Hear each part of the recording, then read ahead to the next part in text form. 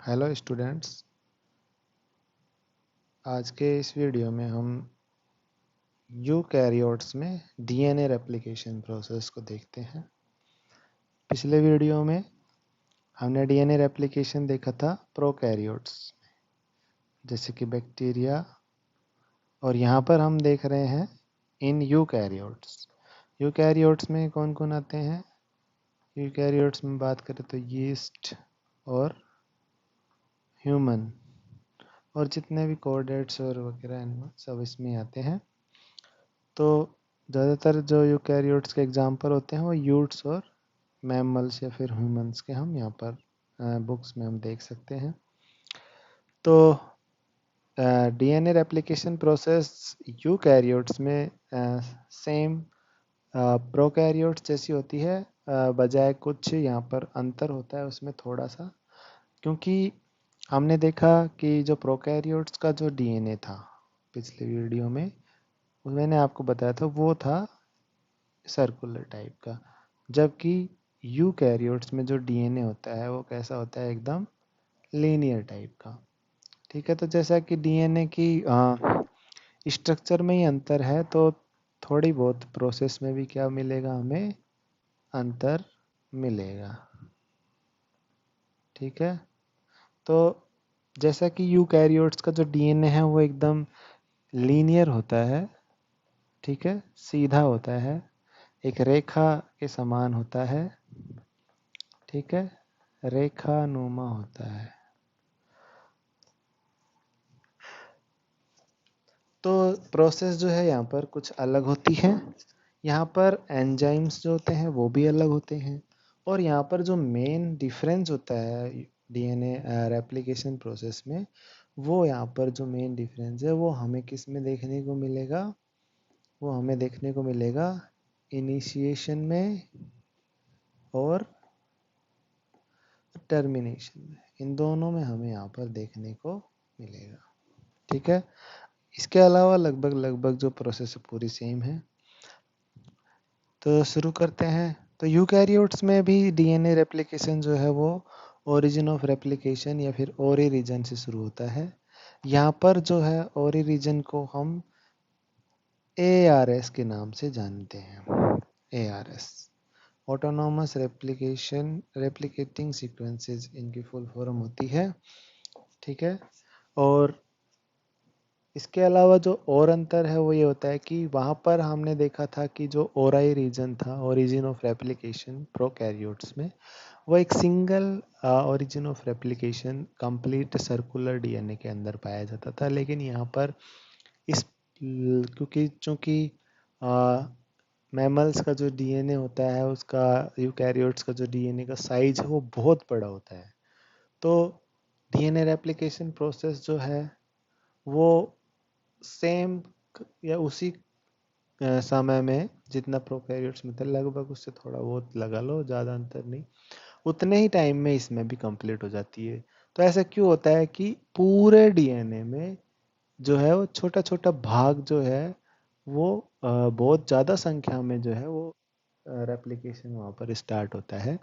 तो यहाँ पर यूकैरियोट्स में जो डीएनए होता है उसमें थोड़ी थोड़ी दूर के ऊपर हमें इस तरह से ARS सीक्वेंस देखने को मिलते हैं। तो जैसे कि ये एक यूकैरियोटिक डीएनए है लीनियर, यहाँ पर सिर्फ मैं 3 ही ARS दिखाते हैं, ऐसे पता नहीं कितने ही असंख्य न्यूमरस मतलब ARS सीक्वेंसेस पाए जाते हैं। तो जैसा कि प्रोकैरियोट्स में एक सिंगल ओरिजिन ऑफ रेप्लिकेशन था, यहाँ पर बहुत ज़्यादा ओरिजिन ऑफ रेप्लिकेशन होते हैं, इसलिए इस यहाँ यूकैरियोट्स में जो डीएनए प्रोसेस पर डीएनए रेप्लिकेशन जो प्रोसेस होती है वो मल्टी रेप्लिकोनिक प्रोसेस होती है। ठीक है, तो ARS हम समझ चुके हैं। ARS जो है वो क्या होता है? इज इक्वल टू, हम कह सकते हैं ARS इज बराबर ओरिजिन ऑफ रेप्लिकेशन, या फिर इसको क्या बोलते हैं? ओरी रीजन ऑफ यूकैरियोट्स। ठीक है, अब हम आते हैं मशीनरी के ऊपर। तो मशीनरी क्या होती है डीएनए रेप्लिकेशन की? वही डीएनए के एंजाइम्स। तो मशीनरी भी लगभग सेम ही होती है, वही एंजाइम्स यहाँ पर काम आते हैं, लेकिन यहाँ पर जो एंजाइम्स हैं उनके नाम थोड़े अलग होते हैं। तो और यहाँ पर जो एंजाइम्स हैं उनकी संख्या और ज़्यादा होती है, क्योंकि यूकैरियोट्स हैं, डीएनए का साइज भी बड़ा है, तो प्रोसेस काफ़ी कॉम्प्लेक्स है, तो ज़्यादा प्रोटीन्स की यहाँ पर क्या पड़ती है, ज़रूरत पड़ती है। तो कौन कौन सी प्रोटीन्स है वो तो हम बाद में देखेंगे ड्यूरिंग प्रोसेस। हाँ, जो मेन अंतर है वो यहाँ पर हम देखेंगे कि वहाँ पर हमारा अल्फा प्राइमेज जो था प्रोकैरियोट्स में, प्राइमेज एंजाइम था, उसका नाम यहाँ पर क्या हो गया, पॉलीमरेज अल्फा। वहाँ पर डीएनए पॉलीमरेज थर्ड, जो कि मेन रेप्लिकेटिंग डीएनए पॉलीमरेज था, वहाँ पर एक सिंगल डीएनए पॉलीमरेज थर्ड था। तो यहाँ पर दो, एक तो पॉलीमरेज डेल्टा और पॉलीमरेज एप्सिलॉन, ये दोनों डीएनए रेप्लिकेशन जो है उसकी प्रोसेस को करते हैं। ये मेन रेप्लिकेज का काम करते हैं। मेन रेप्लिकेशन जो है, डीएनए सिंथेसिस है, वो इनके द्वारा किया जाता है। ठीक है, ये दो होते हैं पॉलीमरेज डेल्टा और एप्सिलॉन। तो यहाँ पर जो डेल्टा है ये तो जैसा कि इसकी स्ट्रक्चर से जी जैसा दिख रहा था, ये आप याद कर सकते हैं, लैगिंग स्ट्रैंड में काम आता है। और पॉलीमरेज एप्सिलॉन जो है ये लीडिंग स्ट्रैंड में काम आता है। ये लीडिंग स्ट्रैंड का सिंथेसिस करता है और ये लैगिंग स्ट्रैंड का। तो यहाँ पर दोनों का अलग अलग काम है। ठीक है, यहाँ पर अब हम बात करें पॉलीमरेज अल्फा, जो कि क्या है, एक प्राइमेज है। ठीक है, तो यहाँ पर जो प्राइमेज है इसमें दोनों तरह की एक्टिविटी होती है। जो अल्फा प्राइमेज, जो प्राइमेज एंजाइम था प्रोकैरियोट्स में, वो एक आरएनए पॉलीमरेज था, जबकि यहाँ पर इसमें दोनों तरह की एक्टिविटी होती है। ये एक डीएनए पॉलीमरेज भी होता है और एक आरएनए पॉलीमरेज भी होता है। ठीक है, तो इससे जो डीएनए प्राइमर्स बनते हैं वो कंप्लीटली आरएनए पार्ट नहीं होते, वो एक मिक्सर होता है आरएनए और डीएनए का। ठीक है, तो उसको हम आईडीएनए बोलते हैं, इनिशिएटर डीएनए बोलते हैं। तो सबसे पहले पॉलीमरेज अल्फा जो डीएनए सिंथेसाइज करेगा उसको हम इनिशिएटर, प्रारंभिक डीएनए इसको बोलेंगे। अब पॉलीमरेज अल्फा तो सिर्फ क्या करेगा, स्टार्टिंग करेगा। उसके बाद जैसे प्राइमेज सिंथेसाइज होगा उसके बाद कौन से एंजाइम आ जाएंगे अपने, पॉलीमरेज डेल्टा और एप्सिलॉन। डेल्टा तो लैगिंग स्ट्रैंड बनाएगा और एप्सिलॉन लीडिंग स्ट्रैंड का सिंथेसिस करेगा। तो ये यहाँ पर मशीनरी में अंतर देखा हमने। तो मेन जो एंजाइम है DNA polymerase alpha, sorry delta और एप्सिलॉन, ये जो है क्यों काम आते हैं, ये मेन रेप्लिकेज होते हैं। इनको भी एक प्रोटीन की ज़रूरत होती है जिसको हम बोलते हैं पीसीएनए, प्रोलिफरेटिंग सेल न्यूक्लियर एंटीजन। ठीक है, तो ये जो दोनों प्रोटीन है ये डीएनए के ऊपर सीधा बाइंड नहीं हो सकते, इनको डीएनए से अटैच होने के लिए एक लोडर की ज़रूरत पड़ती है। जैसा कि यू प्रोकैरियोट्स में जो बीटा क्लैंप था, ठीक है, यहाँ पर बीटा क्लैंप की जगह क्या है, PCNA. It is just like beta clamp, it is a loader.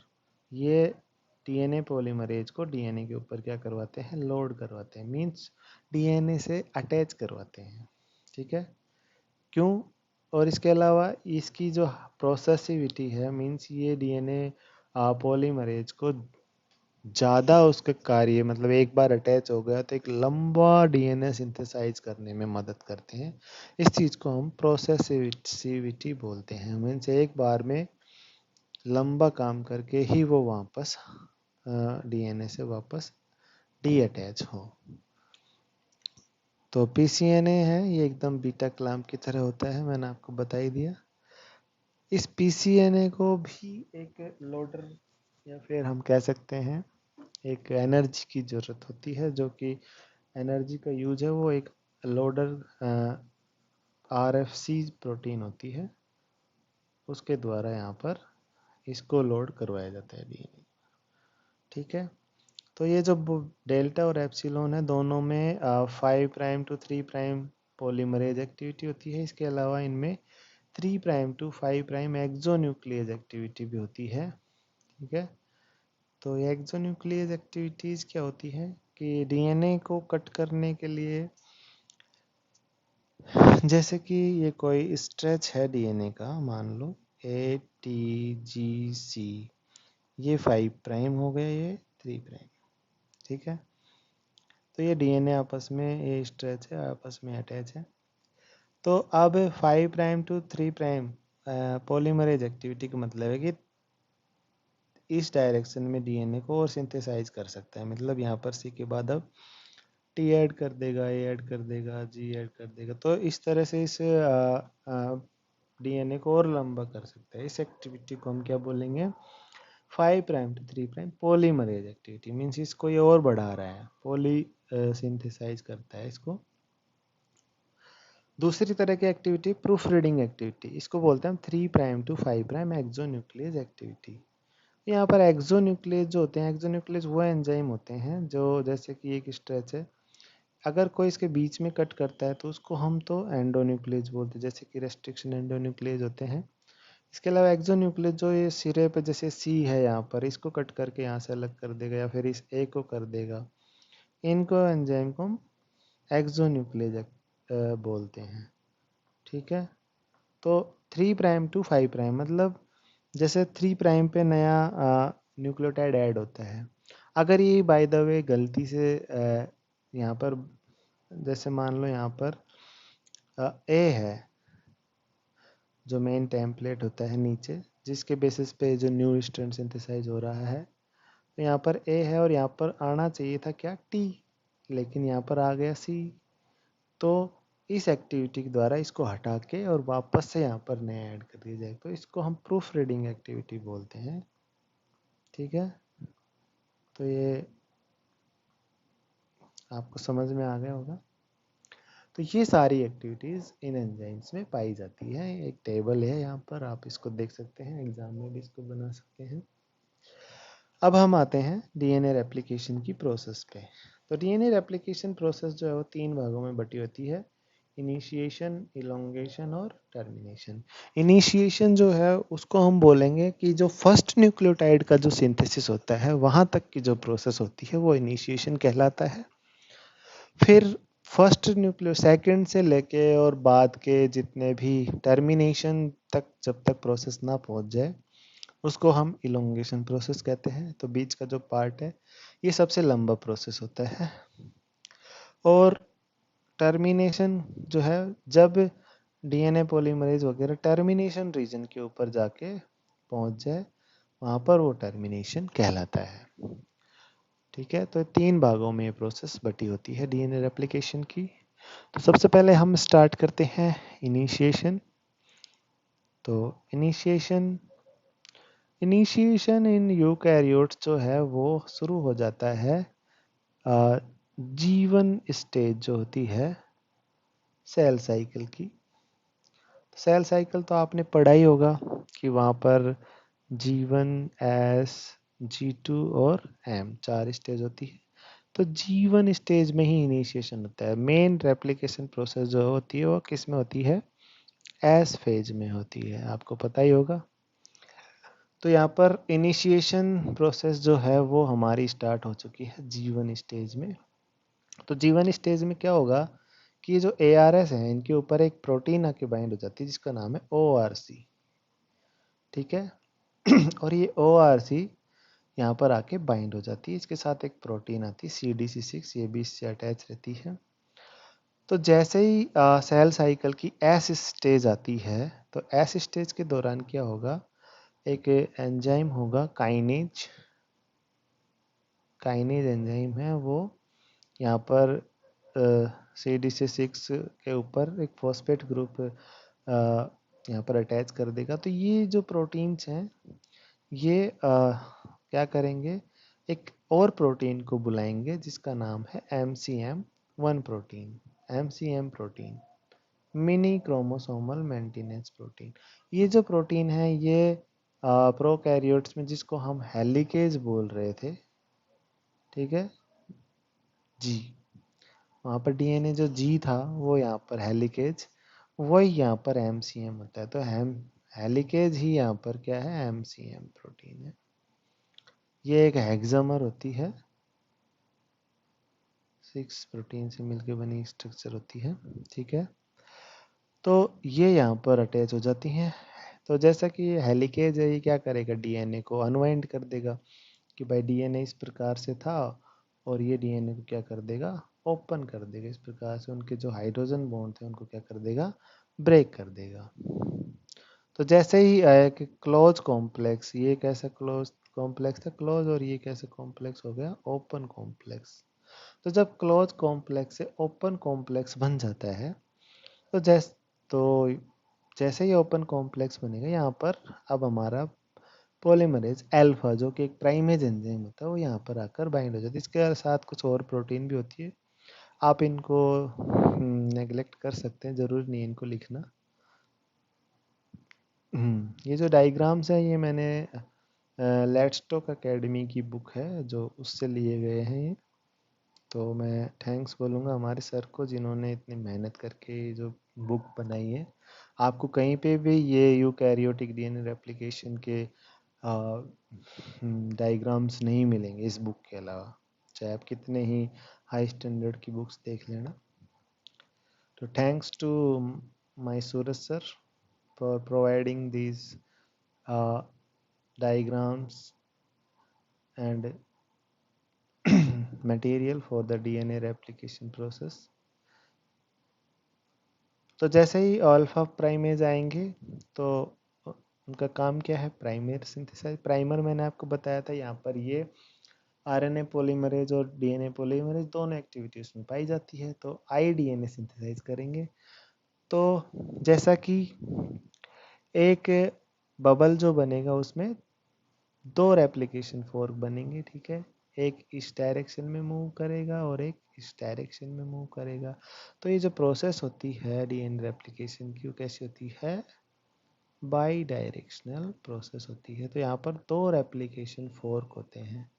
Fork क्या होते हैं, ये आप पिछले वीडियो देख लो, उसमें आपको समझ में आ जाएंगे। तो प्रोसेस जो है वो कैसी है, बाई डायरेक्शनल प्रोसेस है। तो ये हमारे पॉलीमरेज अल्फा ने यहाँ पर क्या कर दिए हैं, प्राइमर सिंथेसाइज कर दिए। अब यहाँ पर पीसीएनए यहाँ पर अटैच हो जाएगा, पीसीएनए जो कि लोडर है, और ये किसकी मदद से होएगा, आरएफसी की मदद से अटैच हो जाएगा, ठीक है। अब ये क्या करेंगे, पॉलीमरेज डेल्टा और एप्सिलॉन को बुलाएंगे। तो डेल्टा हमेशा लैगिंग स्ट्रैंड सिंथेसाइज करेगा, और एप्सिलॉन हमेशा लीडिंग स्ट्रैंड सिंथेसाइज करेगा।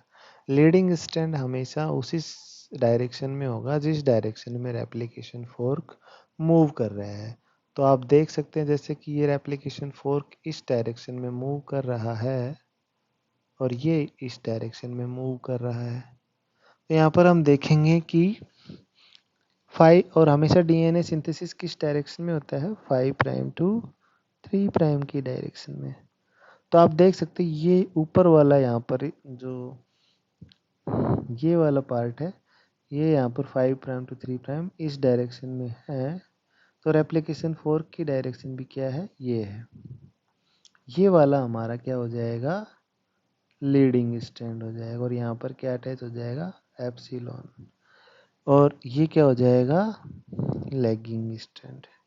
इसी प्रकार से यहाँ पर एकदम उल्टा हो जाएगा ना, तो यहाँ पर ये वाला, तो इस 2 रेप्लिकेशन फोर्क हो गए, यहाँ से हम इसको बांट सकते हैं। ये हमारा लैगिंग स्ट्रैंड हो गया, और ये देख लो इस डायरेक्शन में है, तो ये हमारा क्या हो गया, लीडिंग स्ट्रैंड, ठीक है। तो क्लियर हो गया अब आपको। तो यहाँ पर डेल्टा है वो तो लैगिंग पे बाइंड होगा, और लीडिंग जो है वो एप्सिलॉन पे बाइंड होगा, ठीक है। तो इस प्रकार से अब ये आईडीएनए के साथ अटैच होके उसको सिंथेसाइज कर देंगे और लंबा कर देंगे। तो यहाँ पर जो पिंक जो है, आप जो देख रहे हैं पिंक वाला पार्ट, ये डीएनए पार्ट है। तो डीएनए को और एक्सटेंड यहाँ पर ये करेंगे डेल्टा और एप्सिलॉन, पॉलीमरेज अल्फा हट जाएगा। पॉलीमरेज अल्फा बार बार अटैच होता रहेगा कहाँ पर, लैगिंग स्ट्रैंड के ऊपर, क्योंकि वहाँ पर क्या बनते हैं, ओकाजाकी फ्रेगमेंट्स बनते हैं। तो इस प्रकार से लैगिंग स्ट्रैंड के ऊपर बार बार अल्फा आता रहेगा और लीडिंग स्ट्रैंड के ऊपर नहीं आएगा। तो लीडिंग स्ट्रैंड तो कंटिन्यू सिंथेसाइज हो रहा है, यहाँ पर आप देख सकते हैं, ठीक है, ये वाला पार्ट। जबकि लैगिंग स्ट्रैंड जो है ये टुकड़ों में सिंथेसाइज होता है, और ये जो छोटे छोटे स्ट्रेच होते हैं इनको हम क्या बोलेंगे, ओकाजाकी फ्रेगमेंट्स,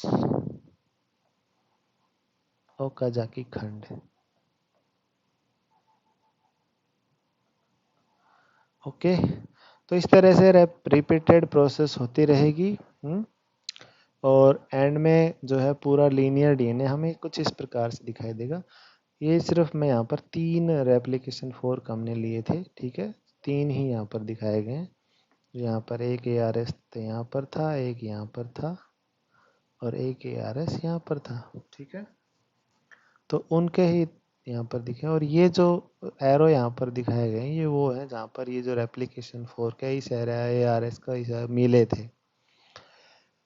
तो कुछ इस प्रकार से डीएनए हमें सिंथेसाइज दिखाई देगा, जहाँ पर आप देख सकते हो कि ये ओकाजाकी फ्रेगमेंट्स आपको दिखाई दे रहे हैं। ये सारे क्या हैं, ओकाजाकी फ्रेगमेंट्स। तो ये जो ओकाजाकी फ्रेगमेंट्स हैं इनमें आरएनए पार्ट होता है। तो जैसा कि डीएनए है उसमें से हमें आरएनए पार्ट को क्या करने पड़ेगा, हटाना पड़ेगा। तो हमारे पास एक प्रोटीन है जिसका नाम है FAN1 प्रोटीन। ये क्या करती है, आरएनए पार्ट को वहां से हटा देगी। ये एक प्रकार के क्या होते हैं, इसकी जो फुल फॉर्म है किसकी, FAN1, ये होते हैं फ्लैप एंडोन्यूक्लियस, ठीक है। तो ये फ्लैप एंडोन्यूक्लियस अपनी एंडोन्यूक्लियस एक्टिविटी के द्वारा क्या करेंगे,